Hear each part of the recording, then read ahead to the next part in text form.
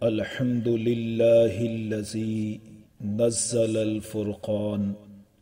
نصلی و نسلم علی سید الانس والجان۔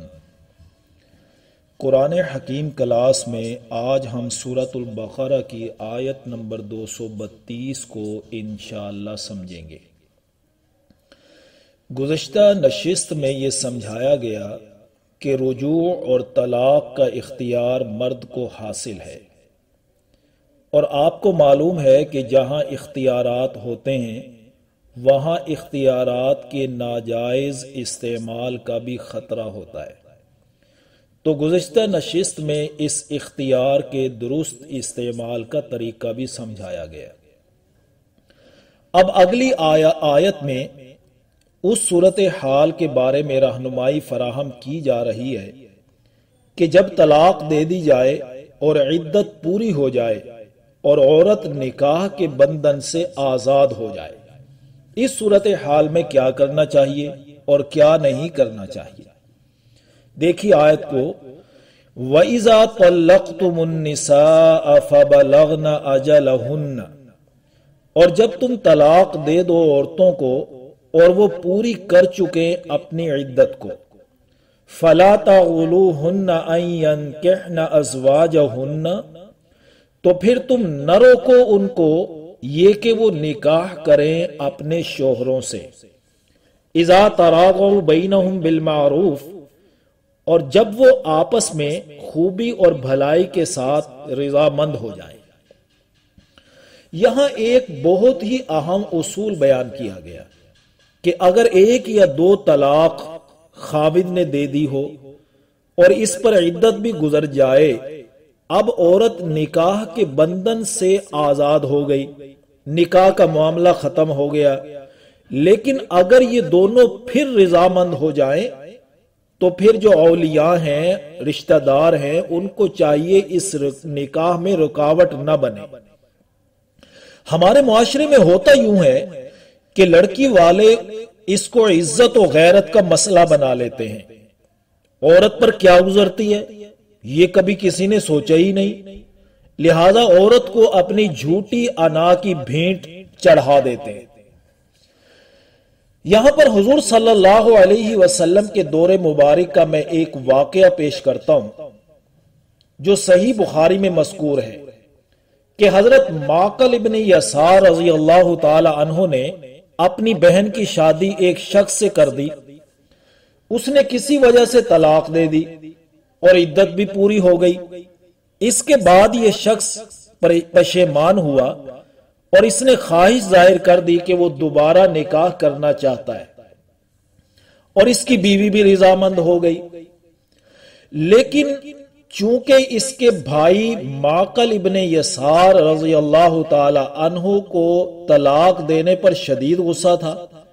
انہوں نے اپنے بہن کے شوہر سے کہا، میں نے تمہاری عزت کی، اپنی بہن کا نکاح تمہارے ساتھ کر دیا، اور تو نے اس عزت کا یہ بدلہ دیا کہ میری بہن کو طلاق دے دی، اور اب پھر آ گئے ہو کہ دوبارہ نکاح کر دوں۔ اب معقل ابن یسار نے قسم بھی اٹھا لی کہ اللہ کی قسم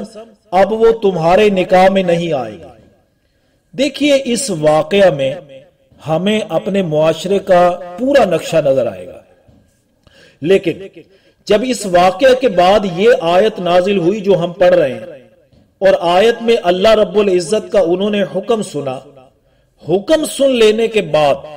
جو نقشہ اس معاشرے کا سامنے آیا اور معقل ابن یسار کا عمل سامنے آیا، وہ عمل آج تلاش کرنے سے بھی نہیں ملتا۔ وہ نقشہ کیا تھا دیکھیے، سنیے۔ جب معقل ابن یسار رضی اللہ تعالی عنہ نے یہ آیت مبارکہ سنی تو خود جا کر اپنی بہن کا نکاح دوبارہ اسی شخص سے کر دیا، اور جو قسم اٹھائی تھی اس کا کفارہ ادا کر دیا، جیسا کہ قسم کے بارے میں پہلے تفصیلی گفتگو ہو چکی ہے کہ کسی گناہ اور نافرمانی کے کام کرنے پر قسم اٹھا لی تو قسم توڑ دے اور کفارہ ادا کرے۔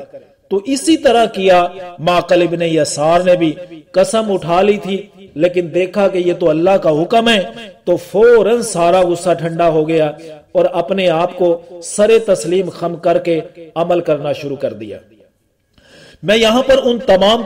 تمام والدین اور بھائیوں کو نصیحت کرنا چاہتا ہوں جو اپنی بیٹیوں اور بہنوں کو اپنی عزت و غیرت اور انا کی بھینٹ چڑھائے ہوئے بیٹھے ہیں۔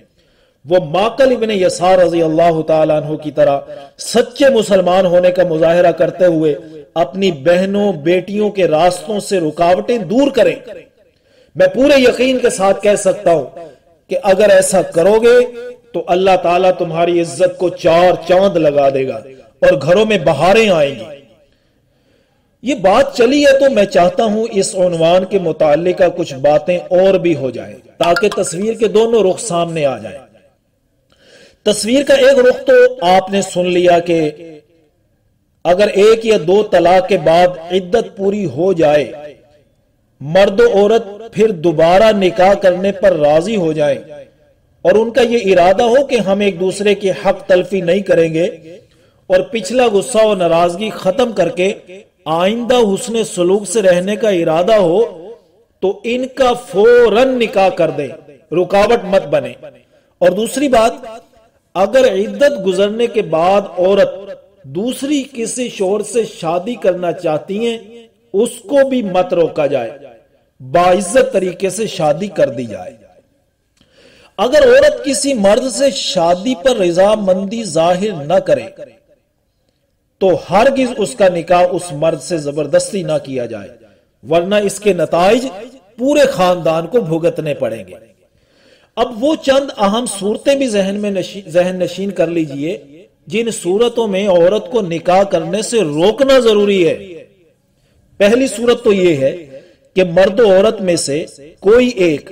نکاح کرنے پر راضی نہ ہو، خواہ مرد راضی نہ ہو خواہ عورت راضی نہ ہو، اور کوئی اور زبردستی ان کا نکاح کرنا چاہتا ہو،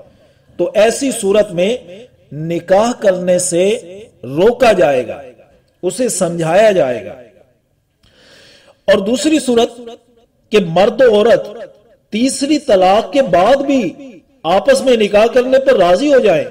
تب بھی انہیں روکا جائے گا۔ اور تیسری صورت کہ عدت کے دوران ہی عورت کسی دوسرے شخص سے نکاح کرنے کا ارادہ کر لے، اب اس صورت میں بھی عورت کو روکا جائے گا کیونکہ عدت کے دوران نکاح کرنا شریعت نے منع فرمایا ہے۔ آیت کے اگلے حصے میں فرمایا ذالک یوعظ بہ من کان منکم یؤمن باللہ والیوم الآخر، یہ اس شخص کو نصیحت کی جاتی ہے جو تم میں سے اللہ تعالیٰ اور یوم آخرت پر ایمان رکھتا ہے، یعنی نصیحتوں پر وہی عمل کرے گا جس کے دل میں واقعتاً اللہ اور آخرت پر ایمان ہوگا، جو آخرت کی پیشی سے ڈرتا ہوگا، ورنہ جن کے ایمان خشک ہو چکے ہیں اور دلوں سے ایمان کی روشنی مدھم پڑ چکی ہے وہ تو ان احکام کی طرف دیکھنا ہی نہیں چاہتے۔ اب آیت کے اگلے حصے میں بتایا جا رہا ہے کہ اللہ کے احکام و ہدایات کے نتائج کا معاملہ صرف آخرت کے لیے نہیں ہے بلکہ دنیا میں بھی اس کے نتائج کا بڑا گہرا تعلق ہے۔ تو دیکھیے آیت کے اگلے حصے کو، ذالکم ازکی لکم واطہر، یہ تمہارے لیے زیادہ صفائی اور زیادہ پاکیزگی کی بات ہے، یعنی جو احکام اللہ نے دیے کہ عورت کی رضامندی ہو تو نکاح کیا جائے ورنہ نہیں، اور عدت کے بعد انہیں دوسری شادی سے بھی نہ روکا جائے، انہی احکام پر عمل کرنے میں معاشرے کی پاکیزگی اور اس معاشرے کا تقدس اور خاندانوں کی عزتیں محفوظ رہ سکیں گی، کیونکہ جس چیز کو ہم عزت و غیرت کا نام دیتے ہیں اگر یہ متعلقہ عورتیں یا لٹکی ہوئی عورتیں